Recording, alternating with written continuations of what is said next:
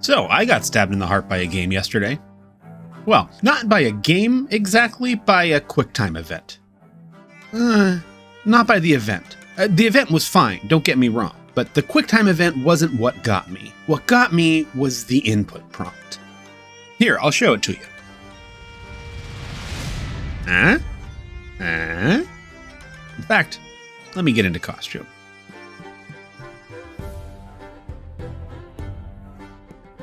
You feel it, right? No? Okay. I will admit that now I look like a prompt to fast forward a VGA port, but I don't care. Because that input prompt is the apotheosis of 18 years of craft and artistry, the forging together of ingots of storytelling and game design into an edge honed across a centuries-long arc of character development into this, the Smith-blessed point of a moment perfectly designed to pierce my heart. And I bet by the time we get to the end of this, it'll get through to yours too. To get there, though, I'm going to have to talk to you about what exactly God of War is. I will try to keep the spoilers to a minimum, but there will be some for all the games in here, especially God of War Ragnarok, up to and including the last cutscene of that game. So buckle up and get ready to fall in love with this, the operating instructions for a cheese grater. 1. What God of War is. God of War is a series of platform-defining games that dates back to 2005. The first arc of the series, set in and more or less exploding the pantheon of Greek mythology, follows Kratos, the great-grand badass of Badass Island, the ghost of Sparta, on his quest to take vengeance for his murdered family. Murdered by him? The murders that he is seeking vengeance for are murders that he did himself. He did the murders. But he blames Ares! So he kills Ares and becomes the new God of War. However, that is not quite enough vengeance for our good boy here, so he goes on to kill the Colossus of Rhodes, Theseus, the Argonauts, Perseus, Icarus, the Kraken, Athena, Poseidon, Hades, Helios, Hermes, Hercules, Herod, Daedalus, Gaia, and Zeus, and that's just in the mainline games, by the way, before finally having run out of deities, taking vengeance on himself. Kratos lives for blood. He is so violent that he was fired from being the god of war because he was too violent. He kills civilians just for convenience, he kills his enemies without a thought, he kills with ease all the horrors of myth. His defining weapon, the Blades of Chaos, are so much a part of him that they are literally chained to his wrists, a permanent feature of his anatomy. In the Greek arc of the story, Kratos is ruthless, brutal, and flat. The character of the type that classicists would call kind of a dick. Back in 2011, I wrote about this for Killscreen, the best games magazine ever to fail. Rest in peace, buddy. It does not bother me that Kratos is violent. It bothers me that he learns nothing from his violence. He never doubts it or questions it. He loses nothing to it and takes nothing from it. It consumes his family, his life, his afterlife, and his godhood, but his commitment to it never wavers. The consequences of his violence never touch him. God of War 2018 is different. The game opens on Kratos holding an axe we have never seen before. He's somewhere cold in a stand of white birch. His wrists are bandaged. The Blades of Chaos are nowhere in evidence. He kneels before a tree and rests a hand on a golden handprint. He seems touched. This isn't Greece. Here begins the Norse arc of the story.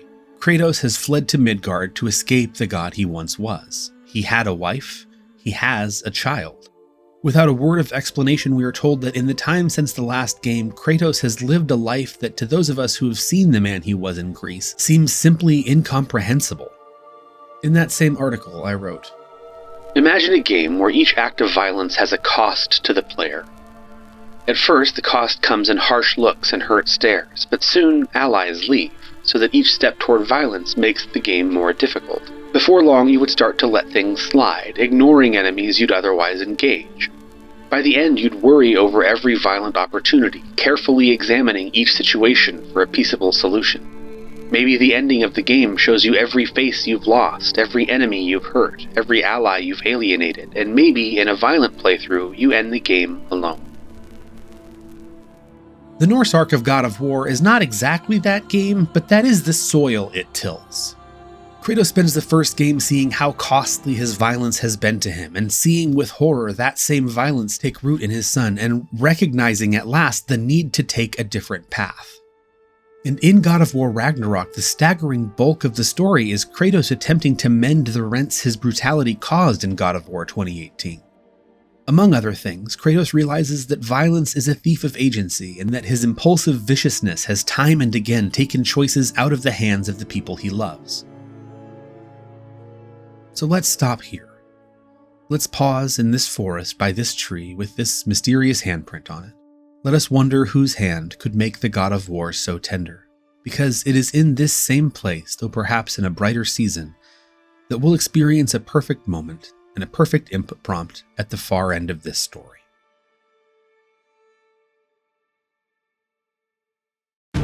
2. How God of War works. God of War has always been made of quicktime events, and in truth, I think it kinda has to be. The whole premise of the series since 2005 is that Kratos kills the unkillable, and to do that, the games need to have animations that are fucking rad, man. And there's an upper bound on how awesome an animation can be with traditional attacks. Like, Kratos kills the giant god Hephaestus by electrocuting him and then impaling him on his own anvil. You're not gonna do that justice with, like, Kratos' normal moveset in any given game is limited by the weapons that he has, and in order for the game to function, those weapons and moves have to interact with all enemies in more or less the same way. Take my favorite attack in all the God of War games, Cyclone of Chaos, a circling sweep attack that clears out all nearby enemies. When Kratos uses this attack, he whips the blades of chaos around him like an overclocked Spartan Cuisinart, creating a circle of fiery death that hits anything even vaguely nearby about a dozen times. It doesn't matter what it is, whether it's a Draugr, an Einherjar, or Thor himself, the blades interact with the enemy model in exactly the same way. Spinny spinny, bonky bonky. QuickTime events allow game developers to build things that are cooler. Custom, bespoke interactions between Kratos and characters with unique models. One-off fights that they couldn't create with a generally applicable moveset. It wouldn't be possible, for example, to give Kratos a move that would always force open the enemy's chest vault and pull out its heart bulb like uprooting a begonia, because a relatively small percentage of Kratos' enemies have chest vaults or heart bulbs. A special move to climb on the enemy's back and bring the enormous stone pillar it uses as a club down to smash its skull wouldn't work, because there are only maybe a half dozen enemies in the whole game that use an enormous stone pillar like a club.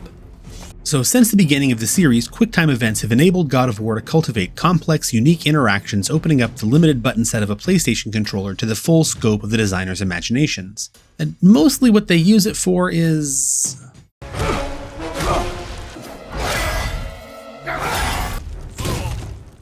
Okay, also famously this. But mostly this.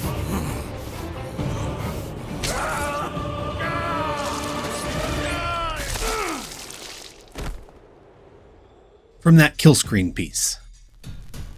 There is a certain rhythm to it, to the beating, to the way I smash his head into the wall, to the way I slam my knee into his face with a steady, certain beat, as if on the kick pedal of some great drum, to the way I jam my thumb onto the circle button, to the dance the circle icon dances in the corner of the screen, begging me to jam the circle button, to bring the beating forward into blood and greater blood.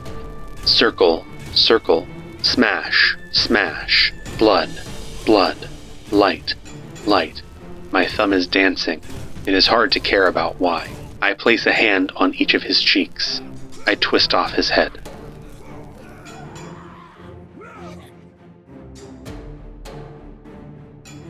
And that, since 2005, is how God of War works. But to understand this, we have to look at how Santa Monica Studios has advanced and expanded what QuickTime events can do. In earlier games, QTE triggers were randomized so that you couldn't just memorize a sequence of button presses. Later, inputs would map to specific things. Circle tends to be for world interactions, R1 and R2 for light and heavy attacks, even in cutscenes, the thumbsticks for events with directional components. Eventually, they would begin to make even more concrete connections between the player's interactions with the controller and Kratos' interactions with the world. Call it something like haptic skeuomorphism. What you do with your hands mirrors what the character does with his hands. When Kratos is gouging out Poseidon's eyes here, the game asks you to push both thumbsticks so that your thumbs are acting out the violence Kratos' thumbs are perpetrating. And like so much in the God of War franchise, God of War 2018 and God of War Ragnarok build on this tradition and use it to make something more interesting and more complex. The Norse-era games add a new kind of interaction, companion interactions.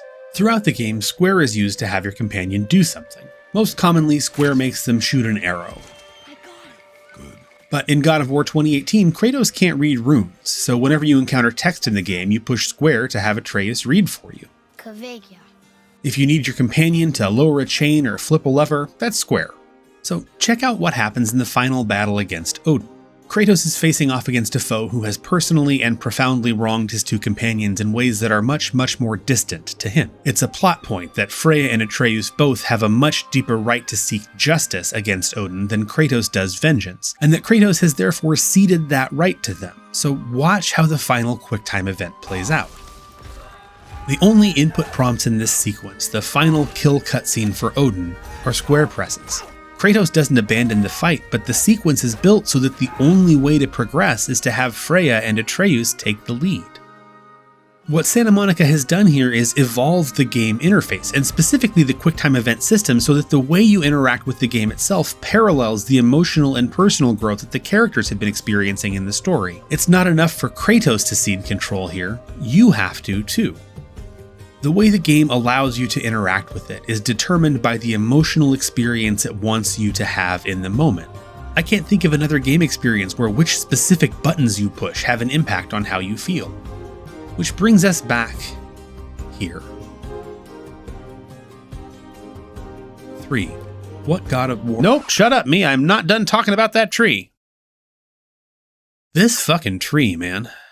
The more I think about this tree, the more convinced I am that this tree is actually what the game is about. Buckle up, everybody, because to understand why this icon is the apex of video game artistry, first I gotta explain why this tree is in fact the thematic heartline of this story. My ADHD meds have worn off and this tree is incredible. Like and subscribe.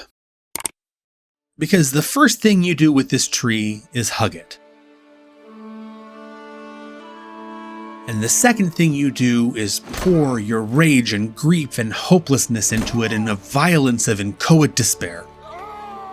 And the third thing you do is pick it up.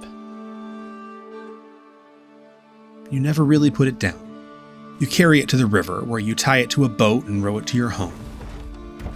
You place it on the pyre you are making for your wife.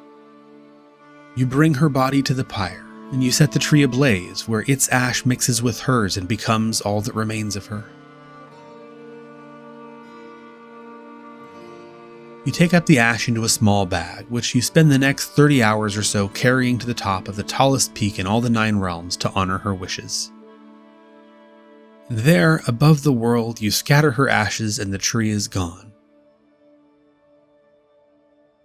Haha, no, you're still carrying the fucking tree.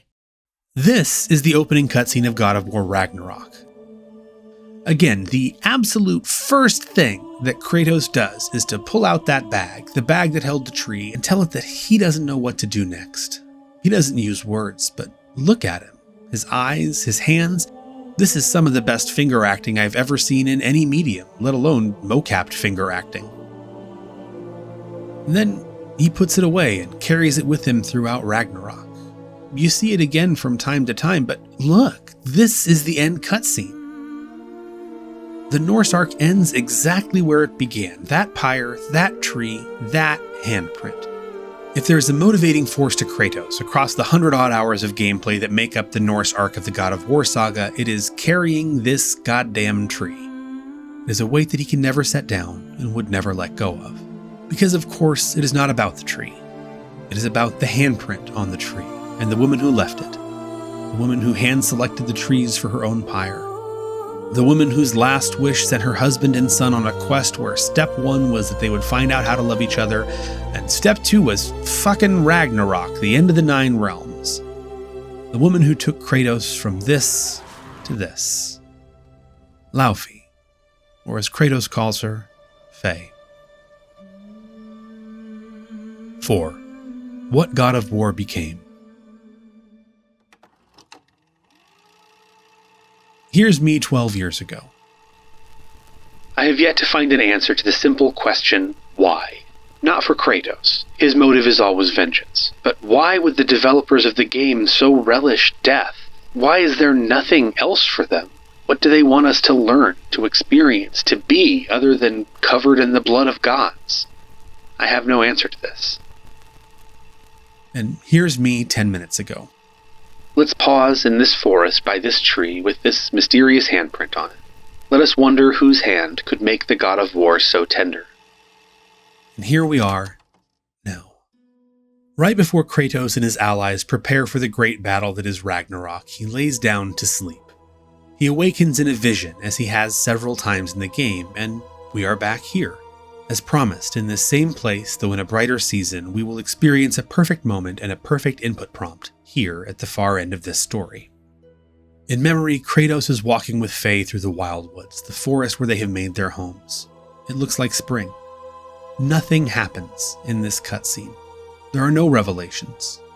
By the first hour of the first game, we knew every single piece of information that this cutscene shows. But even though we've been carrying this woman with us for the whole long arc of this story, we haven't really gotten to see her, or to see the Kratos she fell in love with. We know who Kratos was, and we are seeing who he is becoming, but we haven't seen the man he was in between, the man he was with Faye. He's terse, stern, she constantly prods him to speak. She pushes him to stretch and train his emotions even as he has his body. They walk together through the wood and stop by a familiar tree, and she holds out her hand to you. 5. What God of War demands. This is a PlayStation 5 controller, and this is the touchpad. Almost everything it's used for is stupid. If you'd asked me 2 days ago, I would say there's no reason at all for a touchpad to be on a game controller. Pushing it down opens your menu, and that's really all it's ever used for. Until now.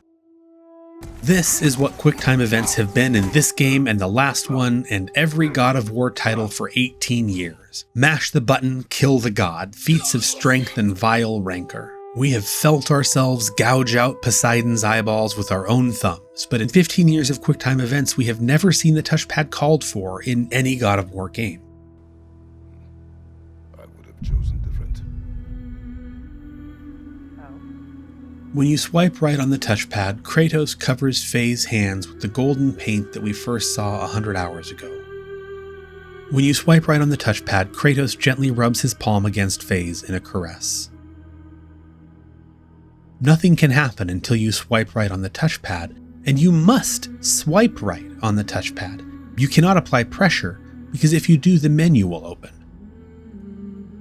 If your hands are small, you will remove one from the controller and with a finger or two brush your hand across the smoothness of the touchpad. Mine are large, so I stretched out and brushed it with the side of my thumb, exactly as I do every time I hold my own wife's hand.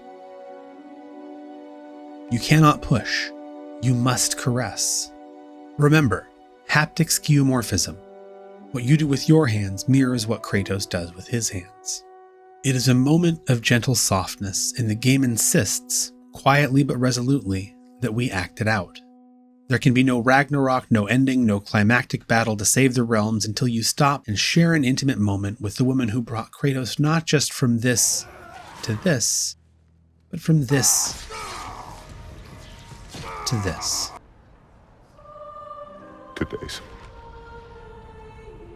Today, we will be better. Hey, that's right.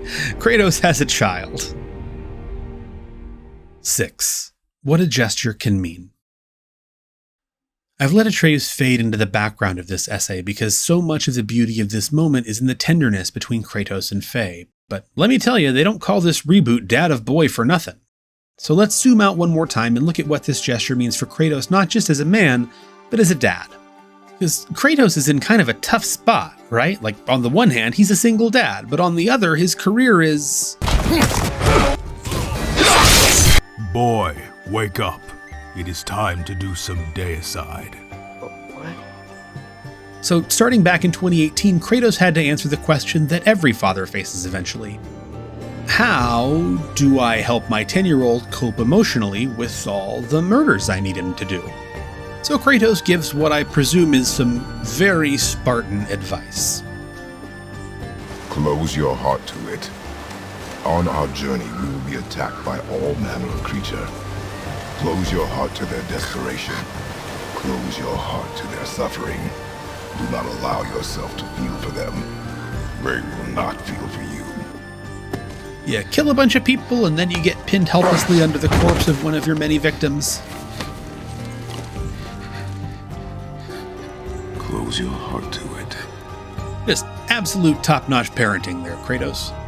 But somehow, despite this fantastic advice, Atreus is still just not all the way on board with the murdering. So when they're preparing for Ragnarok, when they're getting ready to kill everything, Atreus comes into Kratos' tent like the little god-killing snugglebug he is and asks for a bedtime story. I will tell you a story. There was an old man who chopped wood for his village. Every evening he bore the logs on his back and delivered them to his people. But the logs were heavy, and he grew weaker as time went. And one day, he threw down the logs as he could no longer bear their weight.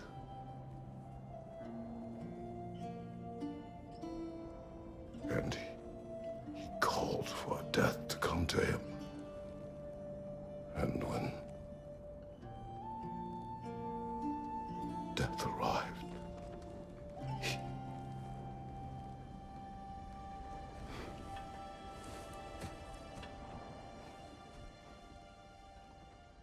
We don't hear what Kratos would have said next in that moment, and I'm not really sure he knew. Instead, Kratos too falls asleep. He visits Faye in the Wildwood, and the game reminds us with a gesture that we must make space for softness. Atreus listens to his father, even when he shouldn't.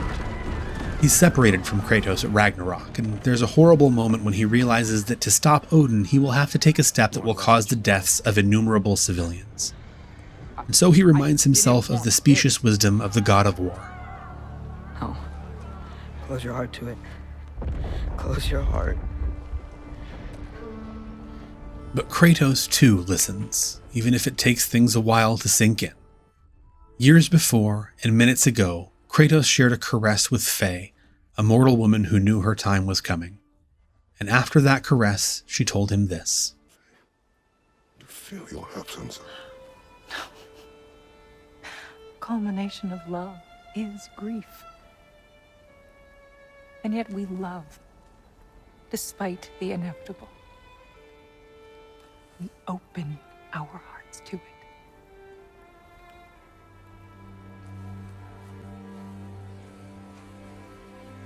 Son, listen closely. You feel their pain because that is who you are. And you must never sacrifice that. Never. Not for anyone.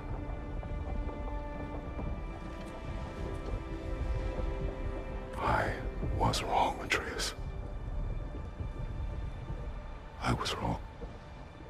Open your heart.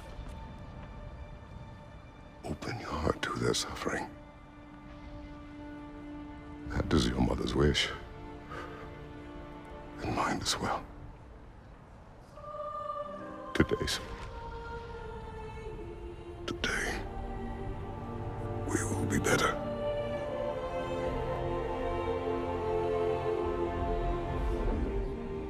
Six. Who the God of War is. Please don't mistake me. There is plenty of violence in God of War Ragnarok. Kratos still tears off more than his fair share of heads. Hell, you have one tied to your butt for most of the game. The series is not suddenly free from brutality. Kratos is not suddenly a teddy bear. But the man he has become is not the man who, when there was no one left to kill, killed himself to keep on killing. He's a man who trusts his companions, who loves his family, who believes To require others is not a weakness. who loves and accepts his son. Shit, a man who is worried that he didn't do a good enough job teaching his kid to flirt. Umir, did I do enough to prepare Atreus? The lad survived bloody Ragnarok. I should think he's as prepared as anyone could be. To survive, yes. But to love. Kratos has become a man who has softness enough in him that when he sees a prophecy that he would be a god not to be feared, but to be adored, the joy of it would make him weep, if only for a moment. And all of that is right here. Do you feel it?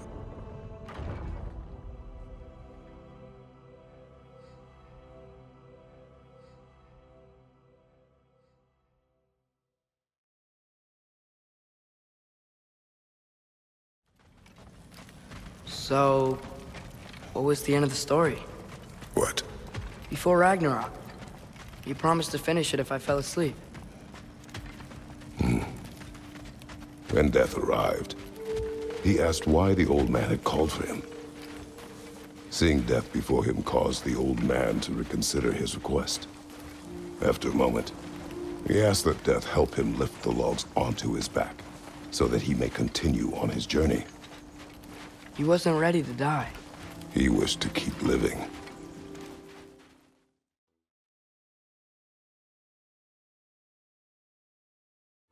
This video was supposed to be a knock it out in a weekend kind of project. That weekend was more than a year ago. In the meantime, friend of the channel Afterthoughts, aka the reason you are spared most of my worst jokes, made a different, unrelated, and probably better video about the God of War series. Do you ever feel like you're living on a different planet? If you thought, hang on, tell me more about that sex minigame, then I've got the video for you. Click it, twist it, spin it, pass it. If you've enjoyed me talking about a silly thing from God of War in a very serious way, go watch her talk about a serious thing from God of War in a very silly way. Gosh, that was a lucrative sex. Thank you for your time. Goodbye, lady.